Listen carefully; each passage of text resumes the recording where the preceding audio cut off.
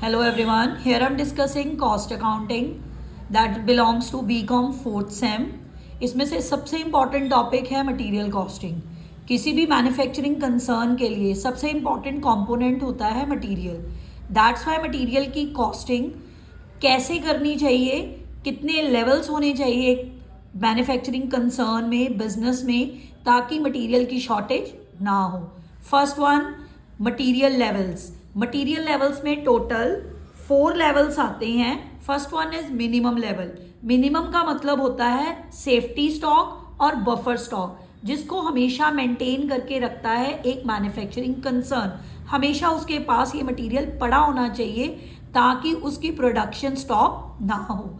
इसका फॉर्मूला है reorder level minus normal consumption into normal delivery time. Normal consumption अगर आपको नहीं दी तो मैक्सिमम और मिनिमम दी होगी।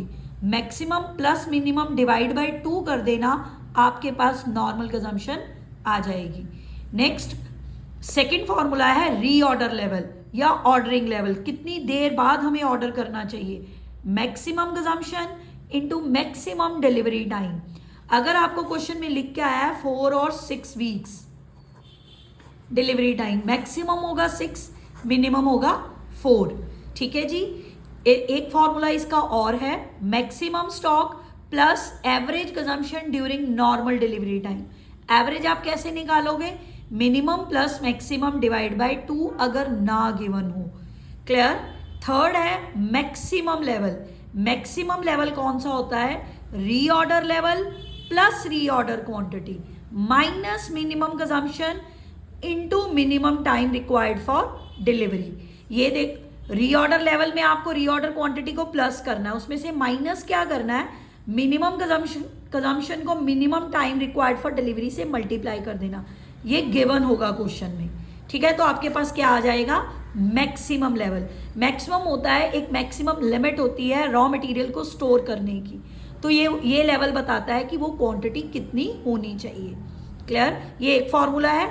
नेक्स्ट फॉर्मूला इसका और है maximum level equal to reorder level minus consumption during the time required to get supplies at minimum rate plus EOQ।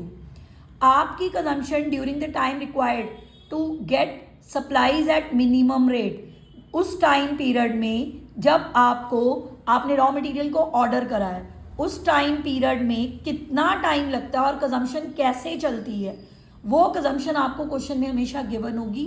आपको रीऑर्डर लेवल में से उसको माइनस करना है, प्लस क्या करना है, EOQ। EOQ क्या होता है, economic order quantity.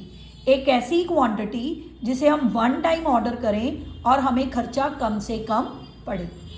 Next, fourth formula है danger level. Danger level normal consumption per day per week per month into time required to obtain emergency supplies. आपको एमरजेंसी सप्लाईज ऑर्डर करनी पड़ी, उसमें कितना टाइम लगता है, उसे हम बोलते हैं time required to obtain emergent supplies. Suppose आप प्रोडक्शन कर रहे हो, आपके पास 10 यूनिट कम हो गए, साथ में आपके सेम बिजनेस की दूसरी या थोड़ी दूर पे मैन्युफैक्चरिंग कंसर्न है, आप अपने एम्प्लॉय को वहाँ भेजोगे, रॉ मटेरियल मंगवाओगे। ठीक है, that is called time required to obtain emergent supplies. अब वर्ड आया था EOQ, very very important. EOQ का मतलब होता है इकोनॉमिक ऑर्डर क्वांटिटी। एक टाइम में हम कितना ऑर्डर करें ताकि हमारी कॉस्ट कम से कम पड़े। इसके 2 मेन कंपोनेंट हैं, ordering cost, inventory cost. C stand for annual consumption. Ordering cost का मतलब होता है कि हमें पर ऑर्डर कितना खर्चा पड़ रहा है।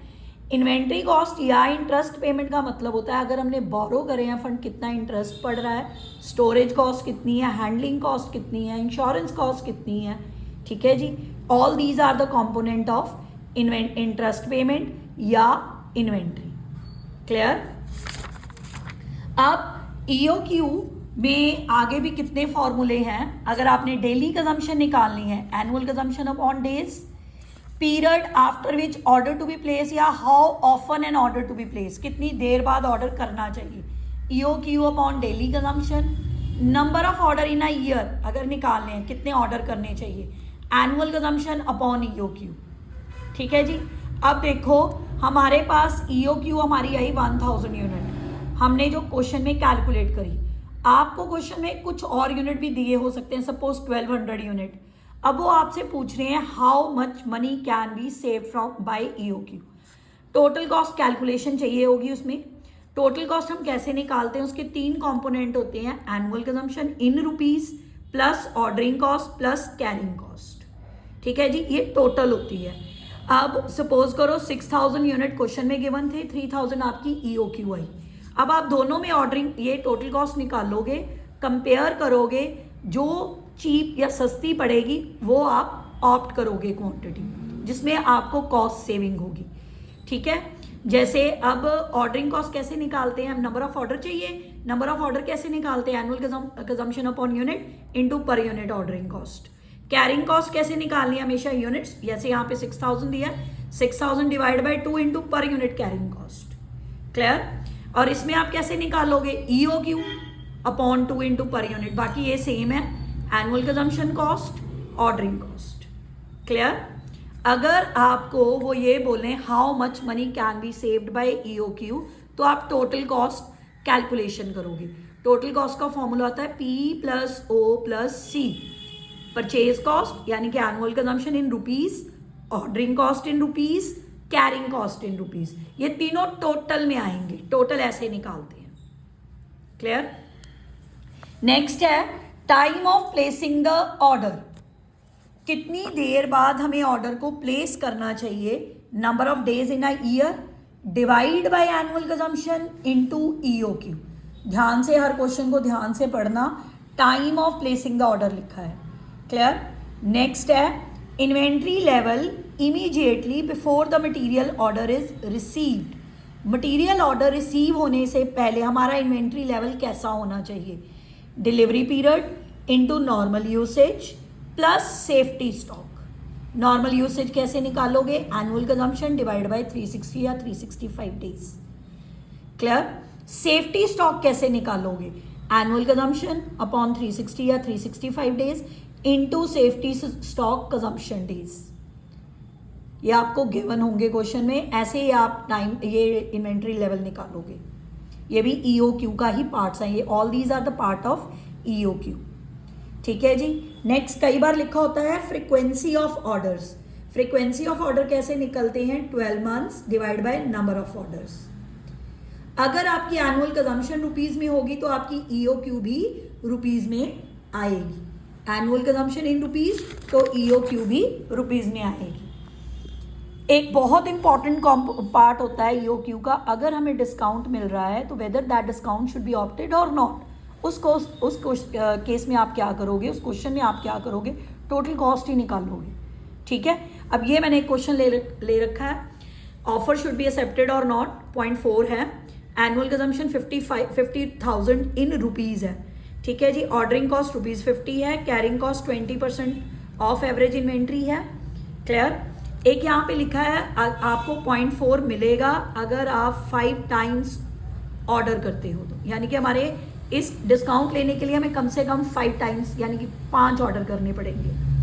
ठीक है, यहाँ पे हमें नंबर ऑफ ऑर्डर गिवन है। अब इस क्वेश्चन में पहले आप EOQ निकालो, 2 into 50,000 into 50 divide by 0.2, 5000 unit rupees में आएंगे क्योंकि आपने रुपीज़ में है ना, हमें यहाँ पे पर यूनिट नहीं given. Number of order EOQ के हिसाब से annual consumption divide by EOQ 10 orders आ गए। अगर हमने डिस्काउंट लेना है तो उन्होंने 5 टाइम्स ऑर्डर बोला है तो 5 ऑर्डर है। अब हमें ये डिस्काउंट एक्सेप्ट करना चाहिए कि नहीं, ये ध्यान से देखना। देखो कैसे करना है इसको। टोटल कॉस्ट पहले हम EOQ की निकालेंगे, 50,000 10 ऑर्डर्स है, 50 पर यूनिट थी, 500 आ गई ऑर्डरिंग कॉस्ट।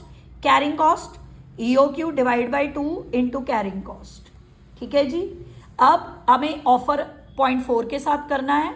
हमें यहाँ पे एनुअल कंजम्पशन हमारी 50,000 थी, 50,000 पे 0.4 डिस्काउंट 200 आया, 49,800 होगी हमारी एनुअल कंजम्पशन।